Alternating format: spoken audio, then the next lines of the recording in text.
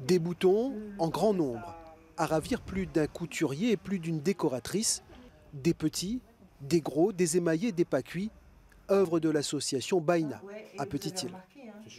Quand j'ai commencé à faire des essais avec les émaux, etc., au lieu de faire sur des petites portions de terre, n'importe quoi, je faisais des petits boutons et comme ça, quand c'était beau, je gardais le bouton.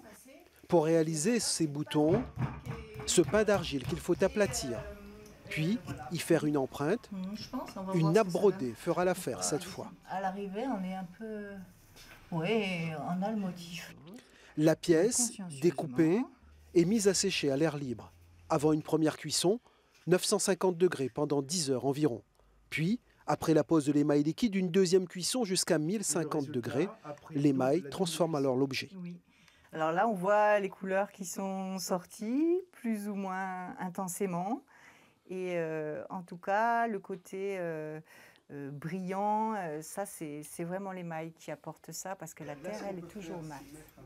L'association Baïna fait découvrir la céramique tout en permettant à des particuliers de réaliser leurs propres créations, comme des sculptures ou du carrelage. Mais elle a aussi ses propres projets.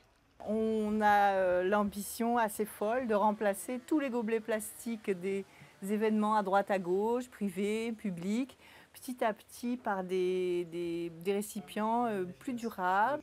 L'association réalise aussi des centaines de petits carreaux marqués de l'empreinte de chaussures des personnes qui le demandent. Le résultat sera une map monde avec la Réunion au centre. Tout ça représente qu'il n'y a pas un endroit sur Terre où il n'y a pas l'empreinte de l'homme. Une manière d'attirer l'attention sur la protection de l'environnement, car pour cette prise de conscience, il ne suffit pas d'appuyer sur un bouton.